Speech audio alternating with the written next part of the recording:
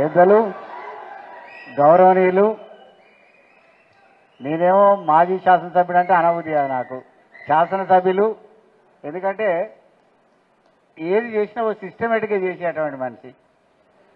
ఇవాళ క్లస్టర్స్ ఏర్పాటు చేసి గ్రామాన్ని చేసినటువంటి మనిషి. తర్వాత మొన్న నా ఎన్నికలలో చూసిన పొద్దున ఉదయం 7 గంటల నుంచి సాయంత్రం 7, 8 అయినా కూడా అన్ని గ్రామాలు తిరిగినటువంటి వ్యక్తి. కొద్ది ఓట్లతోటి కింది మీద అయింది, కానీ మళ్ళా పశ్చాత్తాపం స్టార్ట్ అయింది. వారు చల్లా ధర్మారెడ్డి గారు, అదేవిధంగా డాక్టర్ ఆర్ఎస్ ప్రవీణ్ కుమార్ గారు, వీరు ఓఎస్డీగా పనిచేసింది మన దగ్గర. అదేవిధంగా డాక్టర్ రాకేష్ రెడ్డి గారు, చాలామంది ఉన్నారు వేదిక మీద. అందరి పేర్లు చెప్పాలంటే కూడా టైం పడుతుంది. కాబట్టి నా సహచర గ్రాడ్యుయేట్స్ అందరికీ కూడా నా హృదయపూర్వక నమస్కారాలు. ఎందుకంటే రాకేష్ రెడ్డి గారిని చూసినాక ఒక కొత్తదనం కనపడుతుంది మనకు. కారణం ఏంటిదంటే ప్రజల నాడి తెలిసినటువంటి మనిషి, ప్రజలదే కాదు గ్రాడ్యుయేట్స్ సంబంధించిన అనేక అంశాలు తెలిసినటువంటి మనిషి, మళ్ళీ ప్రశ్నించే గొంతుక. ఇది అవసరం ఇక్కడ. కాబట్టి ఇవాళ నన్నేమో అత్యధిక మెజార్టీతోటి మీరే గెలిపించబోతాను. ఇక అదే మెజార్టీ, అంతకంటే ఎక్కువ మెజార్టీ మన ఎమ్మెల్సీ గారికి కావాలి.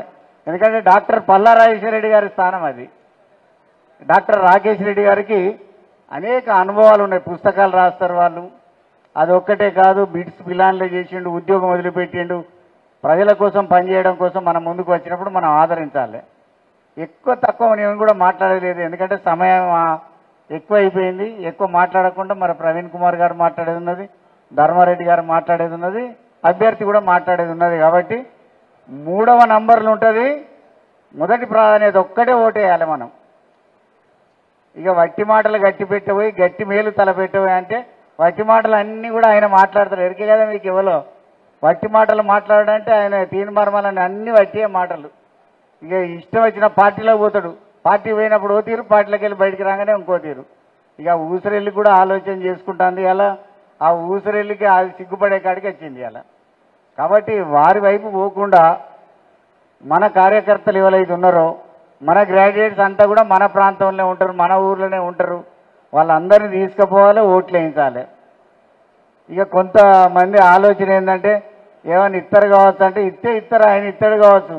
ఎందుకంటే మన పైసలైనా మంది పైసలు అన్నీ జమ చేసుకొని బ్లాక్మెయిల్ చేసి పైసలు సంపాదించిన మనిషి ఆయన ఇస్తాడు కావచ్చు. కానీ మన కోసం ఉద్యోగానికి సైతం వదిలిపెట్టి మరి మన ప్రాంతాల్లోకి సేవ చేయాలి, ప్రజలకు సేవ చేయాలని ఒక ఎమ్మెల్సీ అభ్యర్థిగా, అంటే గ్రాడ్యుయేట్స్ ఆలోచన చేసి ఓటేస్తారు. కాబట్టి ఆ గ్రాడ్యుయేట్స్ ఆలోచన ఏదైతే ఉన్నదో లెక్కలు తీసుకోవాలి. వాళ్ళు ఉద్యోగాలు ఎన్ని ఇచ్చింది ఈ రాష్ట్రంలో, ఈ దేశంలో ఎన్ని ఉద్యోగాలు వచ్చినాయి, ఈ రాష్ట్రంలో వచ్చిన ఉద్యోగాలు ఇప్పుడే చెప్పాను పల్లరాజేశ్వరరెడ్డి గారు.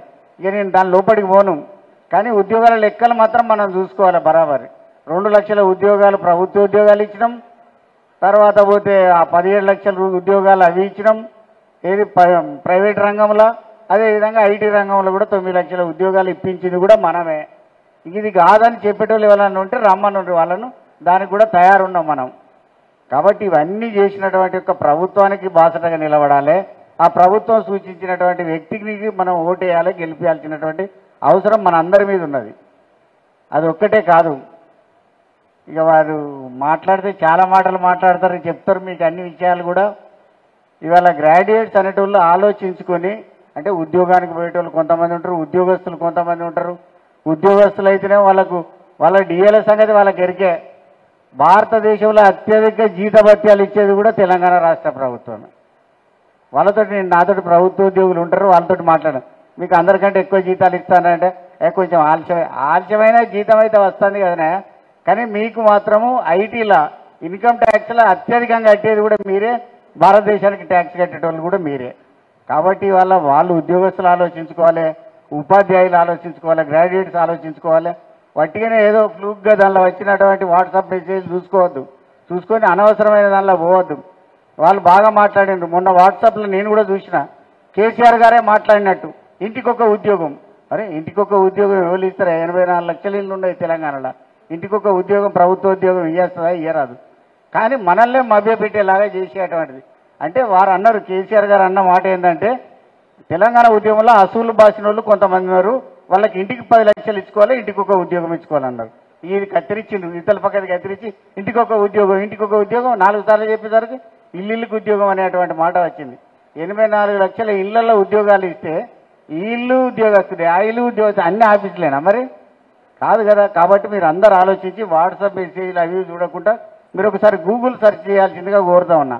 గూగుల్లో ఎన్ని ఉద్యోగాలు ఏ రాష్ట్ర ప్రభుత్వం ఇచ్చిందో చూస్తే అత్యధికంగా ఉద్యోగాలు ఇచ్చింది తెలంగాణ రాష్ట్రమే, అత్యధిక జీతభత్యాలు ఇచ్చింది కూడా తెలంగాణ రాష్ట్రమే ఉంటుంది. కాబట్టి మీ అందరికి కూడా మూడవ నంబర్ మీద ఉంటుంది మొదటి ప్రాధాన్యత. ఇంకా వేరే రాయద్దు, ఒక్కటి రాయాలి, ఇడిచిపెట్టాలి. ఆ గ్రాడ్యుయేట్స్ అందరు కూడా చెప్తూ సెలవు తీసుకుంటా ఉన్నా. జై తెలంగాణ. ధన్యవాదాలు.